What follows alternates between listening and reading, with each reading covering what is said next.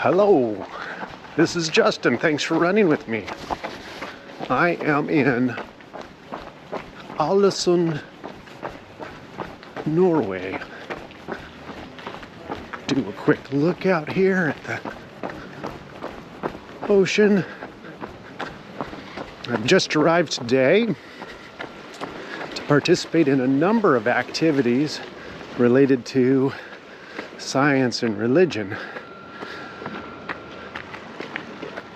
Not bad. It is May, and it is just a little bit after 8 p.m. and you can see it's still, even though a cloudy day, fairly bright because the sun doesn't set until 10 p.m. tonight. So I can grab a little evening run if my body will cooperate. So this year, the European Society for the Study of Science and Theology is having their annual meeting here. And so it's bringing together a number of scholars who have interests in the area of science and theology. And that's why I'm here.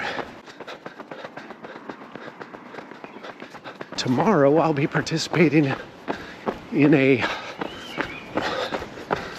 full-day manuscript symposium. That is, there'll be a group of us discussing a book manuscript. The book manuscript in question is a little book by theologians John Perry and Joanna Leidenhag. And the book is an introduction to what they call science-engaged theology. So theology that makes use of the sciences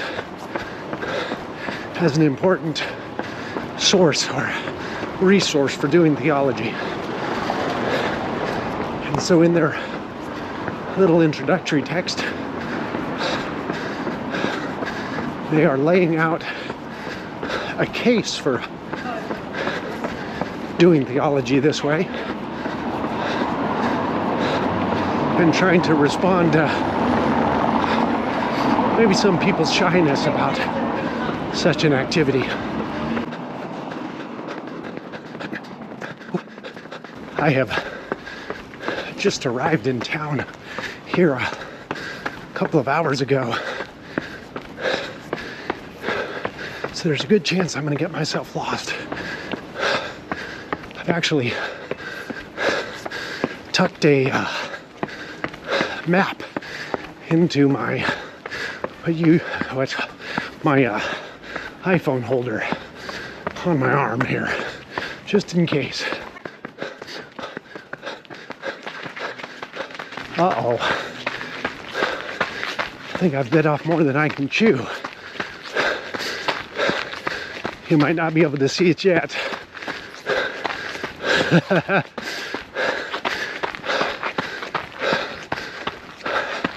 I'm in the city park. Wow, this is a lovely place.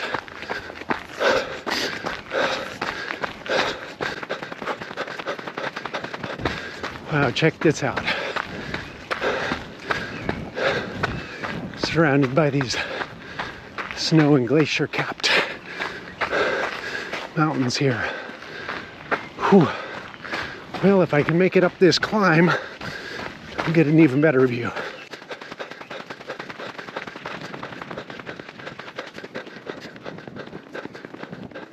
What's this? Oh, fun little lookout.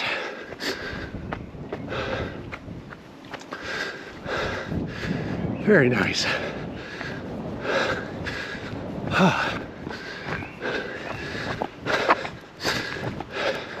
So yeah, so science engaged theology, and John Perry and Joanna Leidenhag were kind enough to share a late draft of the manuscript with a number of us. How do I get up to the steps? Well, maybe it was this other way.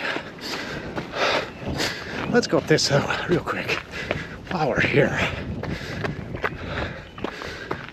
Get a view of the bay from here.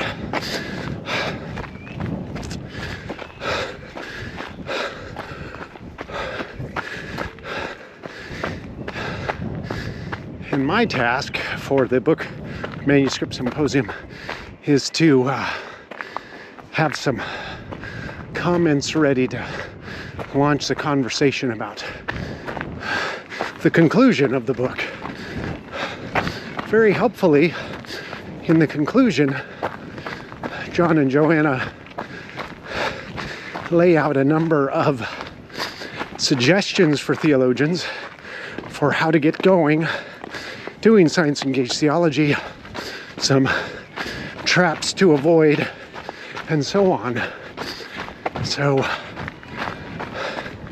it'll be my job to try to say something helpful to launch a discussion of that part of the book. And I admit this isn't an easy task, because I think they've done a really nice job. It's pretty rare to get such clear action steps. But it makes for a pretty boring set of comments if all I do is say, yeah, okay, they did nice. What I'm tempted to talk about tomorrow, but I'm gonna talk it through with you to see if it makes any sense, is their notion of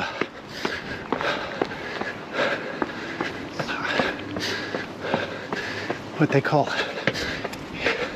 entangled concepts. And if I understand them correctly, wow, look at this. Whew. Stunning. And yes, I'm stalling to catch my breath. I read somewhere there are 418 of these steps to go up. My thighs are going to be burning. Ooh, they're numbered, it looks like. Made it to 82. So this idea of entangled concepts, if I understand them correctly,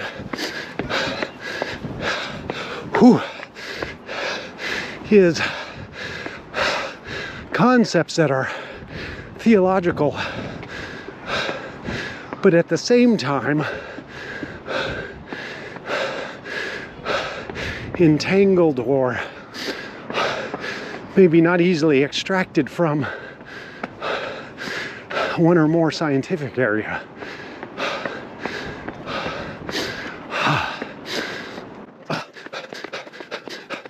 So, for instance, an example that occurred to me in a conversation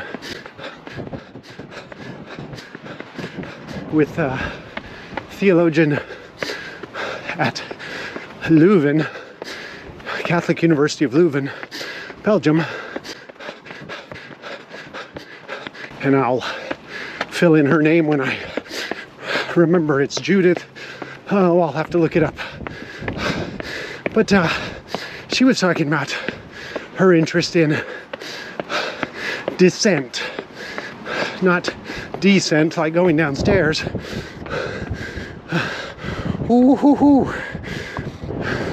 Not descent like that, but descent like objecting or failing to go along with what one's group maybe approves of. And right in the history of religious and theological traditions, there are periodic dissenters. Some end up starting new religious movements. Others just, like Martin Luther, for instance. Others just change the main movement in some important way. Still others are chased out, labeled heretics, or worse. So, you might wonder, well, what kinds of conditions are fertile for positive instead of negative dissent? Or when can a community put together social and political structures that encourage dissent in the name of innovation or progress, and have mechanisms for handling it well?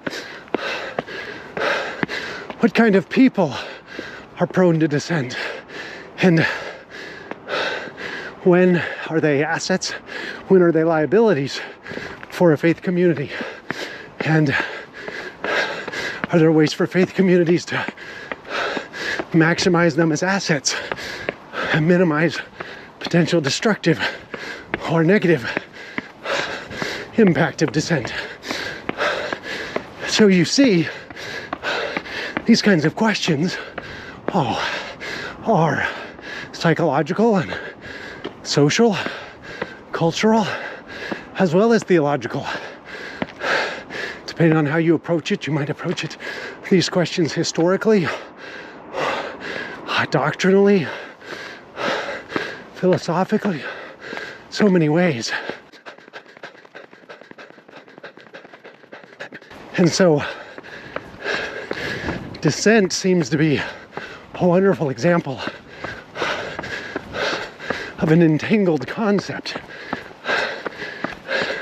It's theological, but it's not just theological, it's social, it's psychological,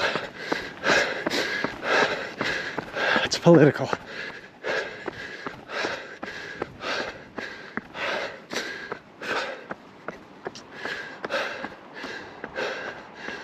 Oh, what a view. We've reached the roughly top of this little climb. And we'll see what's up here. I'll also see if I can find my way down. Another example of an entangled concept might be revelation, or divine revelation.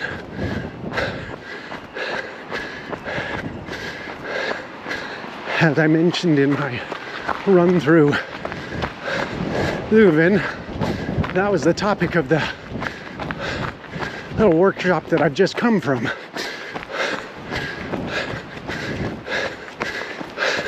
So I won't rehash all of that again, but it strikes me that this notion of divine revelation is also an entangled concept, because even if the theologian wants to put God in the driver's seat with revelation, which seems right to me, God's the one revealing something. Well, God's revealing something to someone, or a group of someones. And so we might wonder, what are the psychological, social, cultural factors that make individuals, groups receptive to revelation, or resistant to divine revelation? Or we could ask, under what conditions do we exercise good discernment of divine revelation? Well, this suggests that revelation too is an entangled concept. We don't call God's, I don't know, speech, or a relationship with microorganisms deep in the bottom of the Pacific. Revelation, and we don't call what God might be doing with Klingons right now somewhere else revelation. Revelation is revelation to humans when we talk about it theologically. Scripture, miracles, ecstatic experiences, prophecies. Humans are part of it. So revelation is an entangled concept, if I understand John Perry and Joanna Leidenhog correctly. So that would be a wonderful area for science-engaged theology. So all this to say, I think what I hope will be helpful advice to the group tomorrow is, yes, John and Joanna are right. We should be looking for entanglement in theological concepts, or entangled theological concepts. And a great place to look seems to be those areas of theology that have humans involved with them in some important way. God interacting with humans, or the consequences of God's inspiration on humans.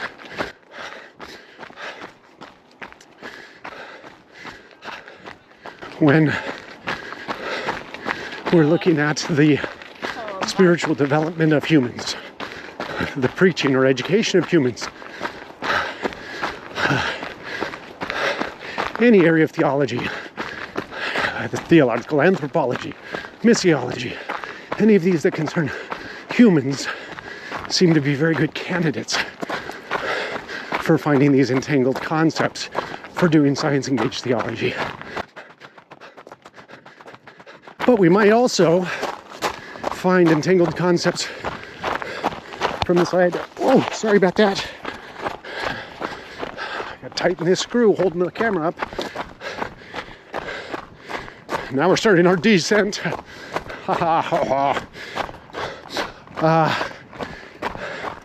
We might also look for entangled concepts starting with the sciences. So, again, thinking primarily about the human sciences, those that involve humans, maybe it's medical science or genetics focused on humans, or psychological science, cognitive science.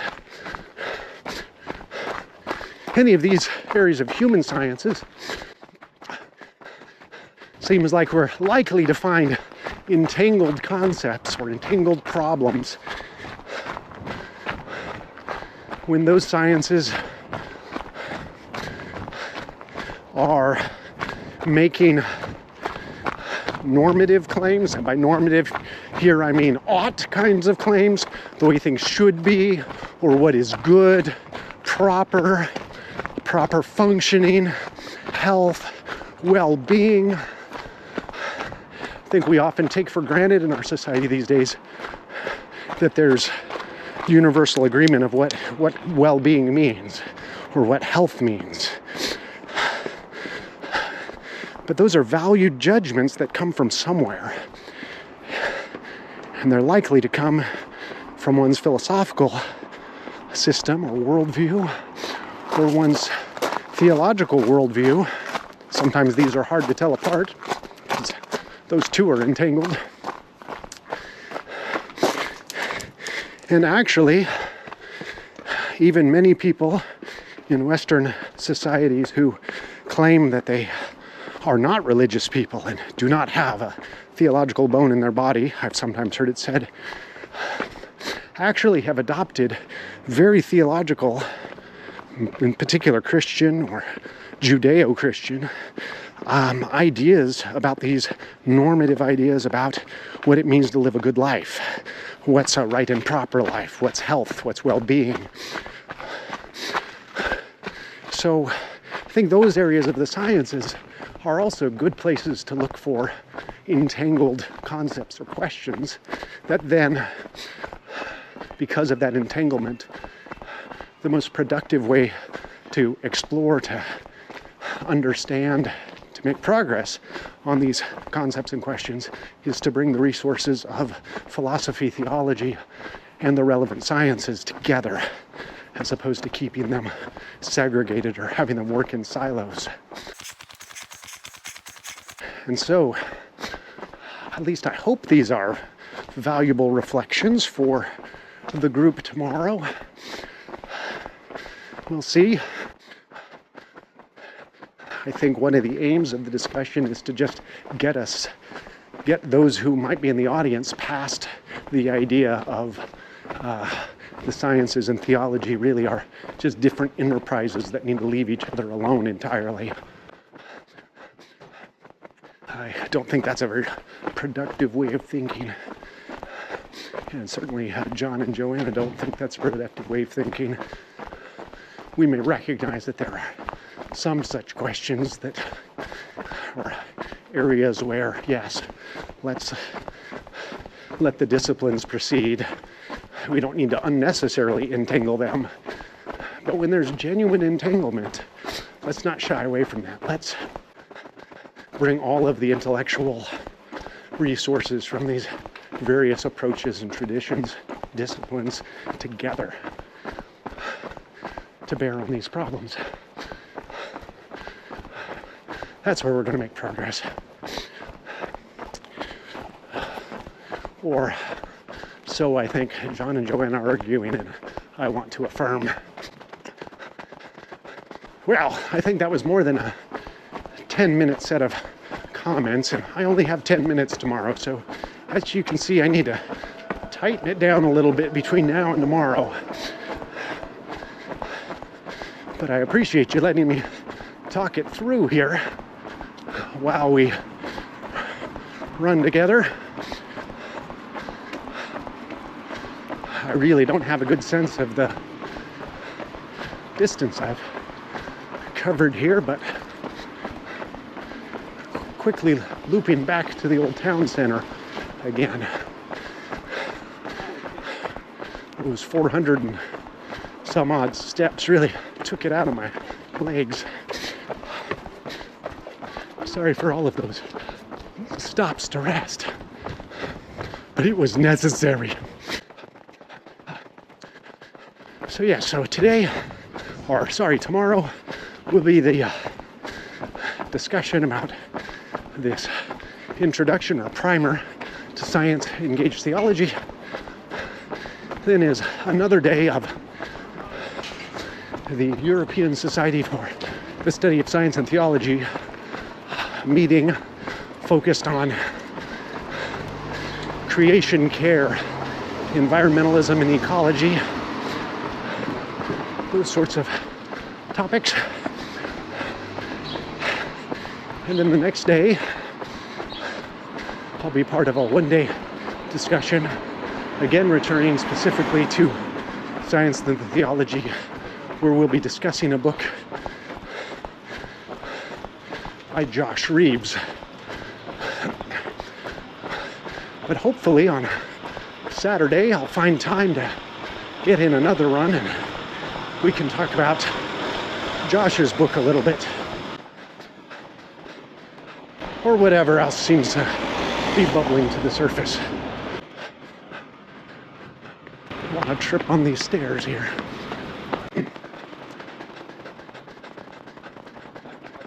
I wish I could be a better tour guide, but I don't really know much about this town, other than I've read that it is the 13th largest city in Norway by American or British standards. That makes it pretty small. Or maybe by most country standards, that makes it pretty small. And actually for conferencing, I prefer these little places like this that are kind of out of the way and have their own local charm. A little quieter. How about this? I'll try to run sideways a little bit. Beautiful.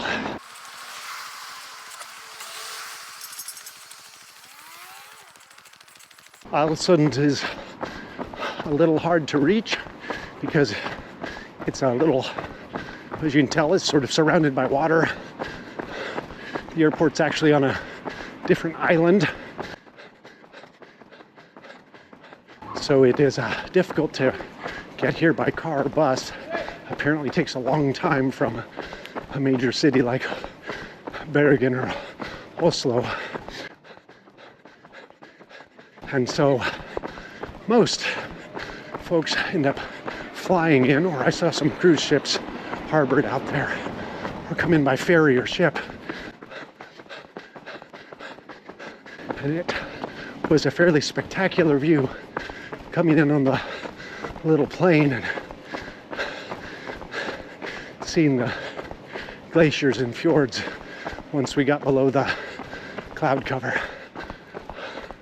Well, hey, I'm back to my hotel. Thanks for joining me on this run today here in Ålesund. I don't know how to pronounce it. A with a little circle over it. L-E-S-U-N-D, Norway.